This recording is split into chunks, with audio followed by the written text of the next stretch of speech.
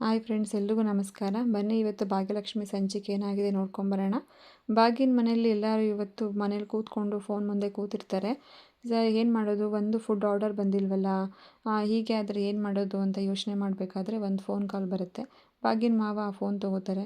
Phone ತೊಗೊಂಡು ಮಾತಾಡಿ ಯಾರ್ದು ಅಂತ ಕೇಳಿದ್ರೆ ರಾಂಗ್ ನಂಬರ್ ಆಗಿತ್ತೆ. ಸಾರಿ ಸರ್, ನೀವು ರಾಂಗ್ ನಂಬರಿಂದ ಕಾಲ್ ಮಾಡಿದ್ದೀರಾ ಅಂತ ಫೋನ್ ಇಟ್ಟ ತಕ್ಷಣ ಮನೆಯವರೆಲ್ರಿಗೂ ಬೇಜಾರಾಗುತ್ತೆ. ಈ ಫೋನ್ ಆದರೂ ಆರ್ಡರ್ ಬಂದಿದೆ ಅಂತ ಅಂದ್ಕೊಂಡಿದ್ವಿ ಅಂತ ಹೇಳೋಷ್ಟರಲ್ಲಿ ಭಾಗ್ಯನ ಅಮ್ಮ, ನನಗೆ ಗೊತ್ತಿತ್ತು ಇದೆಲ್ಲ ಹೀಗೆ ಆಗುತ್ತೆ ಅಂತ. ನಿಮಗೆಲ್ಲ ಬುದ್ಧಿ ಇಲ್ಲ, ನಾನು ಎಷ್ಟು ಹೇಳಿದ್ರು ನೀವು ಯಾರು ಹೇಳೋ ಮಾತೇ ಕೇಳಲ್ಲ, ಸುಮ್ಮನೆ ಕೂತ್ಕೊಂಡೆಲ್ಲ ಟೈಮ್ ಪಾಸ್ ಮಾಡ್ತಾಯಿದ್ದೀರಾ ಅಂತೇಳಿ ಕೋಪ ಮಾಡಿಕೊಂಡು ಭಾಗ್ಯನ ಅಮ್ಮ ಬೈತಾರೆ. ಅದಕ್ಕೆ ಭಾಗ್ಯನತ್ತೆ, ನಿನಗೆ ಅವಳಿಗೆ ಬೈದಿಲ್ಲ ಅಂದರೆ ನಿಂಗೆ ಸಮಾಧಾನನೇ ಆಗಲ್ವಾ, ಸುಮ್ಮನೆ ಇರಿ, ಯಾವುದಾದ್ರೂ ಕೆಲಸ ಮಾಡಬೇಕಾದ್ರೆ ಮಧ್ಯೆ ಅಡ್ಡ ಬಾಯಿ ಹಾಕ್ಕೊಂಡು ಬರ್ತೀರಾ, ನೀವು ಸಹಾಯ ಮಾಡೋ ಹಾಗಿದ್ರೆ ಮಾಡಿ, ಇಲ್ಲ ಅಂದರೆ ಸುಮ್ಮನೆ ಇರಿ ಅಂಥೇಳಿ ಕೋಪ ಮಾಡಿಕೊಂಡು ಬೈತಾರೆ. ಸರಿ, ಈ ಕಡೆ ತಾಂಡವ್ ಹತ್ರ ಸೈನ್ ಮಾಡಿಸ್ಕೊಂಬರೋಕ್ಕೆ ಧನ್ವಿ ಹೋಗಿರ್ತಾಳೆ. ಅಲ್ಲಿಗೆ ಹೋಗಿ ಪಾಪ ಇದು ನಂಗೆ ಸೈನ್ ಮಾಡಿಕೊಡಿ ಅಂತ ಕೇಳಿರ್ತಾಳೆ. ತಾಂಡವ್ ಸೈನ್ ಮಾಡೋಕ್ಕೆ ಮುಂಚೆ ಒಂದು ಸಲ ಚೆಕ್ ಮಾಡ್ತಾರೆ. ಮಾಡಿ, ಏನಿದು ಧನ್ವಿ, ಪೇರೆಂಟ್ಸ್ ಪರ್ಮಿಷನ್ ಲೆಟ್ರ್ ತೊಗೊಬಂದಿದೆಯಲ್ಲ ಏನಕ್ಕೆ ಅಂತ ಕೇಳ್ತಾರೆ. ಹೌದು ಪಾಪ, ನಾವೆಲ್ಲ ಒನ್ ಡೇ ಟ್ರಿಪ್ ಹೋಗ್ತಾಯಿದ್ದೀವಿ, ನಮ್ಗೆ ಇದಕ್ಕೆ ಪರ್ಮಿಷನ್ ಲೆಟರ್ ಬೇಕಾಗಿತ್ತು ಅಂತ ಹೇಳಿದ ತಕ್ಷಣ ಕೋಪ ಮಾಡಿಕೊಂಡು, ನನಗೆ ಏನು ಅಂದ್ಕೊಂಬಿಟ್ಟಿದ್ಯಾ ನೀನು, ನಾನು ಒಪ್ಕೋತೀನಿ ಅಂತ ನೀನು ಹೇಗೆ ತಾನೇ ಅಂದ್ಕೊಂಡೆ, ನಾನು ಅದಕ್ಕೆಲ್ಲ ನಿಮಗೆ ಸಹಾಯ ಮಾಡಲ್ಲ, ನೀನು ಕಾಲೇಜ್ಗೆ ಹೋಗಬೇಕು ಬರಬೇಕು ಅಷ್ಟೇ ಅಂಥೇಳಿ ಕೋಪ ಮಾಡಿಕೊಂಡು ಬೈತಾರೆ. ಈ ಕಡೆ ಭಾಗ್ಯ ಯೋಚನೆ ಮಾಡ್ತಾ ಇರ್ತಾಳೆ, ನೆಕ್ಸ್ಟ್ ಏನು ಮಾಡೋದು, ಈ ಬಿಸ್ನೆಸ್ ಹೇಗೆ ರನ್ ಮಾಡೋದು, ಮತ್ತು ನಾವು ಆರ್ಡರ್ ಬರೋ ಥರ ಹೇಗೆ ಮಾಡಬೇಕು ಅಂತ ಯೋಚನೆ ಮಾಡ್ತಾ ಇರ್ತಾಳೆ.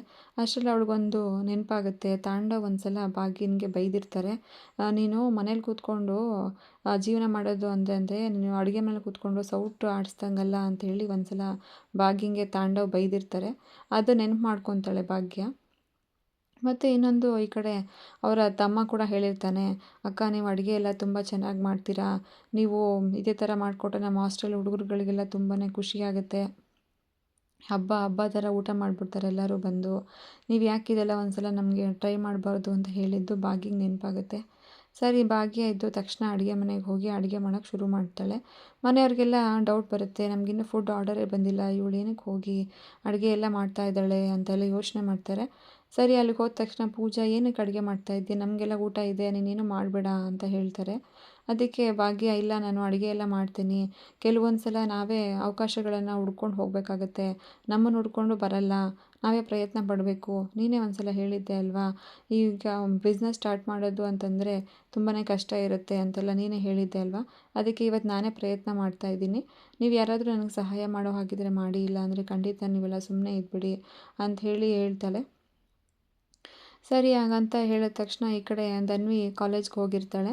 ಅಲ್ಲಿ ಹೋಗಿದ ತಕ್ಷಣ ಅವಳ ಫ್ರೆಂಡ್ಸ್ ಎಲ್ಲರೂ ಇವಳಿಗೆ ಕೇಳ್ತಾರೆ, ನಮ್ಮದೆಲ್ಲ ಸೈನ್ ಆಗಿದೆ ಅಂತೆಲ್ಲ ನಿಂತ್ಕೊಂಡು ಮಾತಾಡ್ಕೋತಾ ಇರ್ತಾರೆ. ಸರಿ, ಧನ್ವಿ ತಕ್ಷಣ ಹೋಗ್ತಾಳೆ.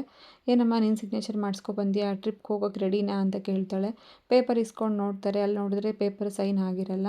ಯಾಕೆ ನೀನು ಸೈನ್ ಮಾಡಿಸ್ಕೊಬಂದಿಲ್ವಾ ಅಂತ ಕೇಳಿದ ತಕ್ಷಣ, ಇಲ್ಲ ಸೈನ್ ಮಾಡಿಸ್ಕೊಬಂದಿಲ್ಲ, ನಮ್ಮ ಮನೇಲಿ ನಮ್ಮ ಅಜ್ಜಿ ಹೇಳಿದ್ದೆ ಫೈನಲ್ಲು, ಅವ್ರು ಹೇಳಿದ್ಮೇಲೆ ಮುಗೀತು, ಯಾರೂ ಒಪ್ಕೊಳ್ಳಲ್ಲ ಹೇಳಿ ಬೇಜಾರು ಮಾಡಿಕೊಂಡು ಧನ್ವಿ ಕಾಲೇಜ್ ಒಳಗಡೆ ಹೊರಟೋಗ್ತಾಳೆ.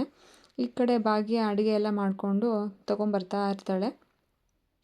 ಪೂಜಾ ಕೇಳ್ತಾಳೆ, ಏನಿದು, ಎಲ್ಲಿಗೆ ತೊಗೊಂಡು ಹೋಗ್ತಾ ಇದ್ದೀರಾ, ಏನು ಮಾಡ್ತೀರಾ ನೆಕ್ಸ್ಟ್ ಆದರೂ ಅದನ್ನು ನಮಗಾದರೂ ಹೇಳು ಭಾಗ್ಯ, ಏನಾದರೂ ಹೇಳು ಅಂಥೇಳಿ ಕೇಳ್ತಾ ಇರ್ತಾರೆ.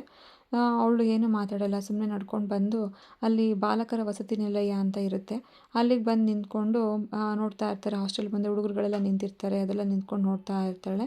ನೋಡಿಬಿಟ್ಟು ಬನ್ನಿ ಬನ್ನಿ ಬಿಸಿ ಊಟ ರೆಡಿ ಇದೆ ಅಂತೇಳಿ 2-3 ಸಲ ಎಲ್ಲರನ್ನೂ ಕರೀತಾರೆ.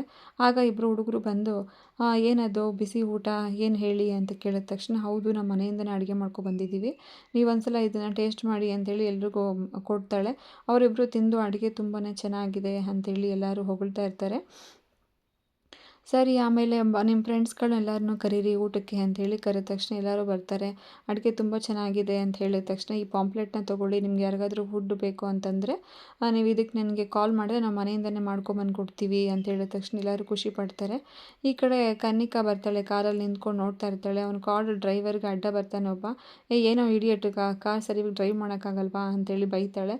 ಅದಕ್ಕೆ ನೋಡ್ಕೊಂಡಿಲ್ಲ ಮ್ಯಾಮ್, ಕಾರು ಹುಡುಗರಿಗೆ ಅಡ್ಡ ಬಂದಿದ್ದಾರೆ ಅದಕ್ಕೋಸ್ಕರ ಅಂದ ತಕ್ಷಣ ಅವಳು ಕಾರ್ ಗ್ಲಾಸ್ ತೆಗೆದ್ಬಿಟ್ಟು ನೋಡ್ತಾ ಇರ್ತಾಳೆ ಭಾಗ್ಯನ. ಏನದು ಅಂತ ನೋಡಿದ ತಕ್ಷಣ ಅಲ್ಲಿ ಭಾಗ್ಯ ನಿಂತ್ಕೊಂಡು ಆ ಹುಡುಗರುಗಳಿಗೆಲ್ಲ ಊಟ ಬಡಿಸ್ಕೊಂಡು ನಿಂತಿರ್ತಾಳೆ. ಇದನ್ನು ನೋಡಿ ಅವಳಿಗೆ ಮನಸ್ಸಲ್ಲಿ ಏನೋ ಅನಿಸ್ತಾ ಇರುತ್ತೆ.